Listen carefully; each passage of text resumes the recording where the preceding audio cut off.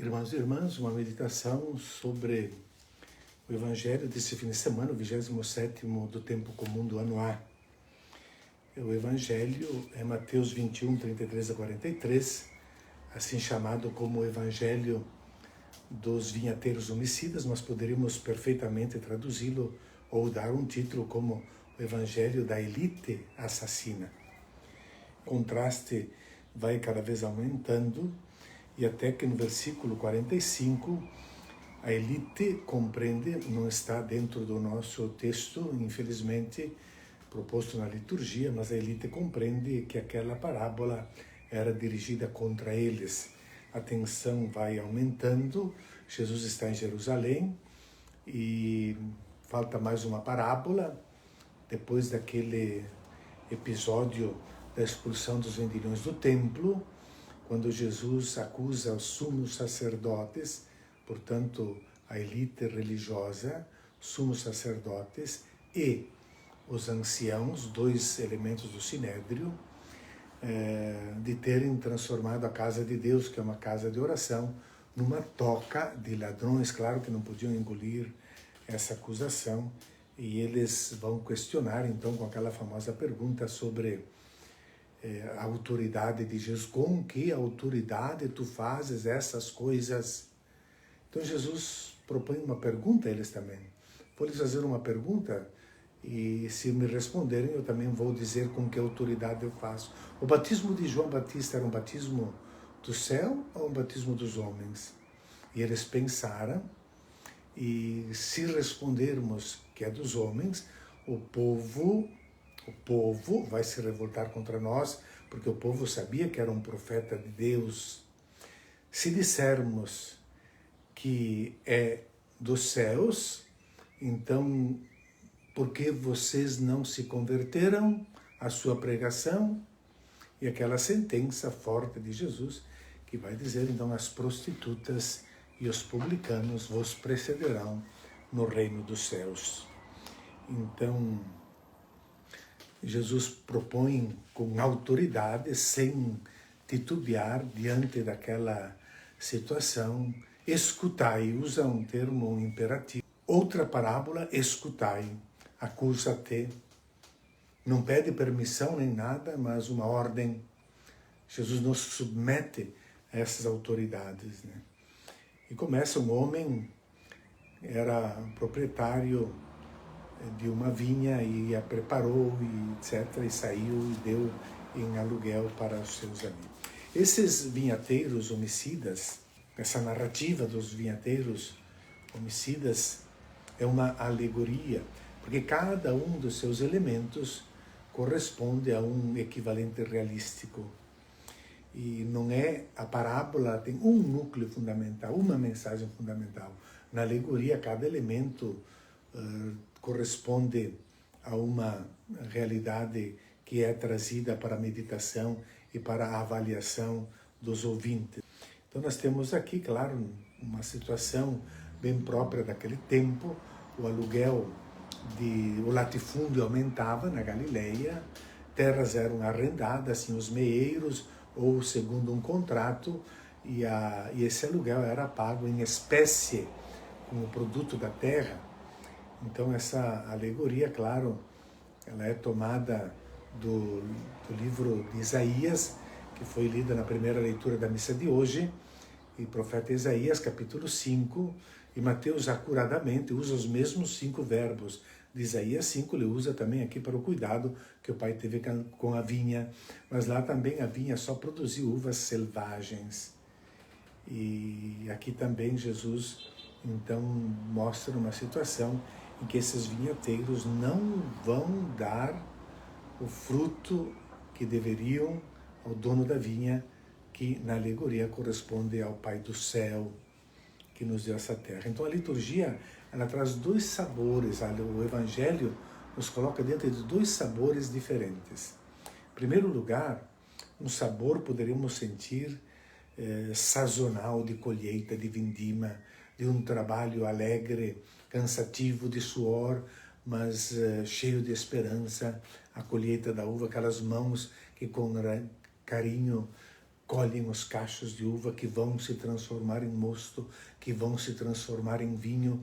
Por como não pensar essas coisas boas da vinha que Deus usa para falar do reino de Deus, a vinha que Ele cuida com tanto carinho.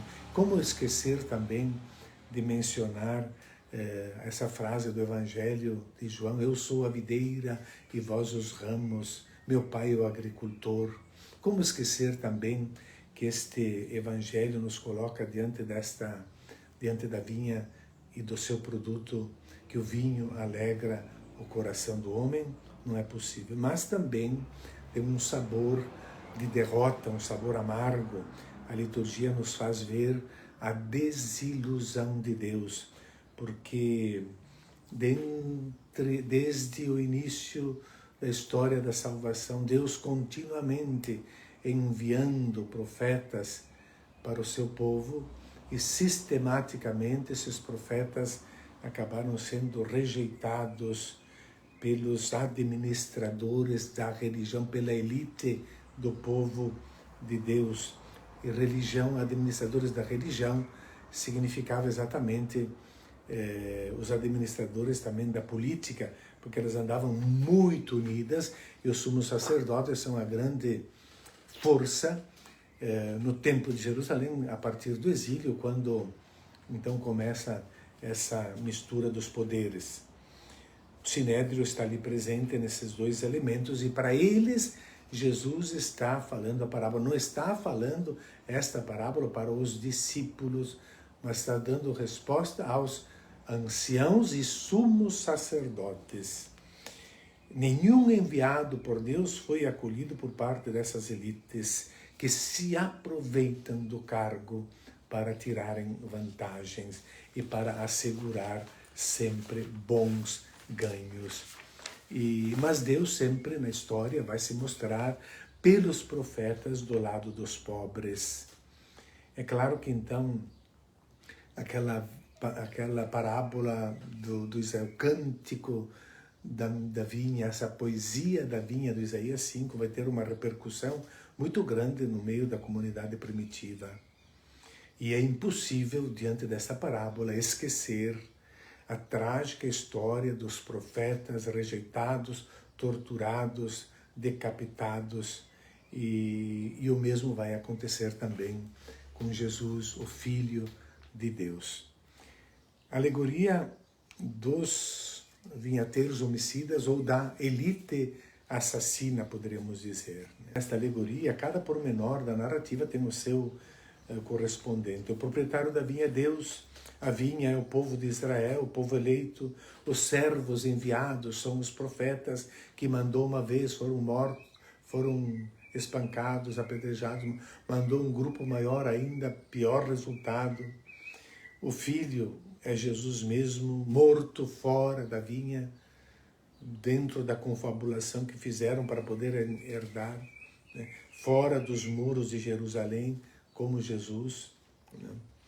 E outro povo a quem será entregado essa vinha para produzir frutos são, portanto, os pagãos e os judeus convertidos.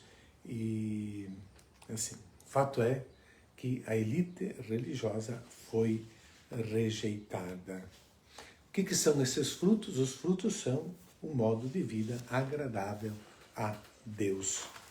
Mas quando chegou Ho Kairos ton Karpon, eu uso a palavra Kairos, não é simplesmente o tempo da colheita, como se fosse um tempo do calendário, o tempo marcado, Chronos, no relógio, mas é um tempo favorável, o tempo adequado, é o Kairos, é um tempo denso de significado, no tempo oportuno, o tempo da colheita, o tempo dos frutos, Kairos. Porém, os arrendatários se recusaram, não pagaram nada. Maltrataram, mataram e apedrejaram. 3 verbos. Os enviados seguintes também não tiveram melhor sorte, e a última tentativa, né, finalmente, Risteron finalmente mandou seu filho, pensando ao filho vão respeitar.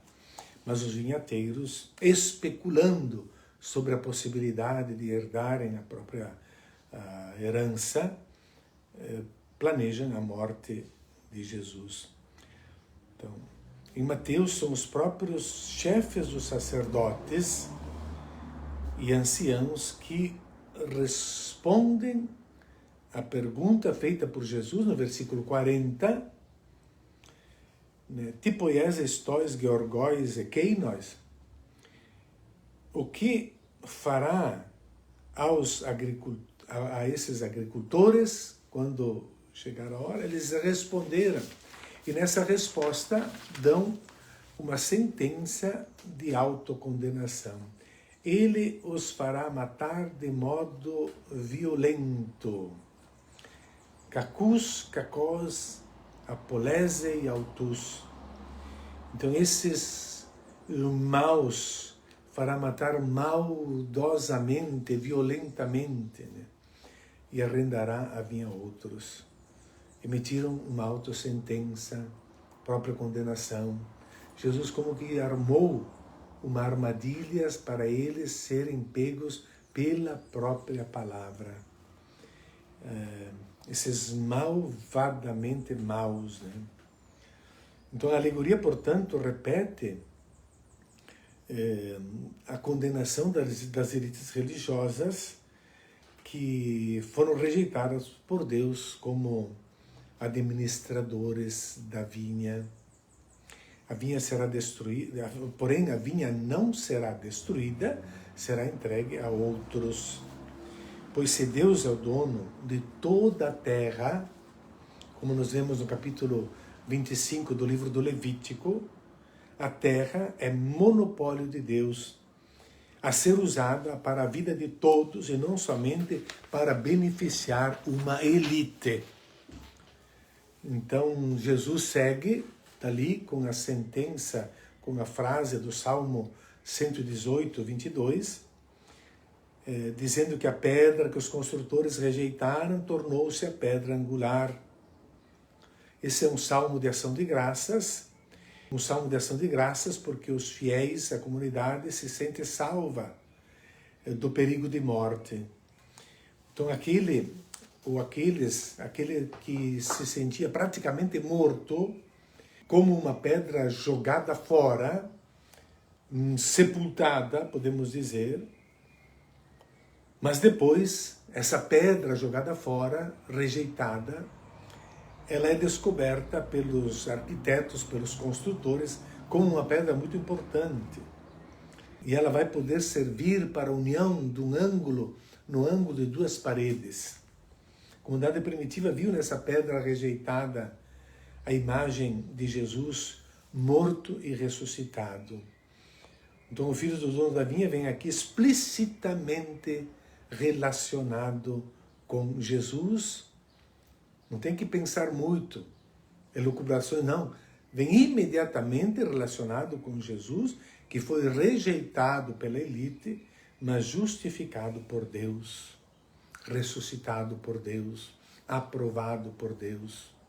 Então Deus morreu pela rejeição dessa elite, que, como vamos ver em seguida, as elites não se convertem, vão só tratar com violência, vão planejar a morte de Jesus, só não vão fazê-lo imediatamente por medo do povo, mas não se convertem. A casa de Israel não vai aceitar o Filho. Os frutos significa exatamente fazer a vontade de Deus, e coisa que a elite religiosa que está atacando Jesus, e repito, essas parábolas são uma resposta aos ataques da elite, nunca fizeram. A elite nunca fez a vontade de Deus. E esse novo povo vai entrar e tomar posse, será entregue, será tirado, será entregue a um novo povo que produza frutos. E esse povo compreende hebreus e pagãos. E os pagãos que não poderiam nem participar do reino de Deus. E essa elite que desprezava os pecadores públicos, acordem, as prostitutas e publicanos já tomaram o lugar de vocês, no reino messiânico. E essa elite que desqualificava essas pessoas é que são rejeitadas por Deus. Como são atuais essas palavras de Jesus? Como são atuais essas palavras de Jesus?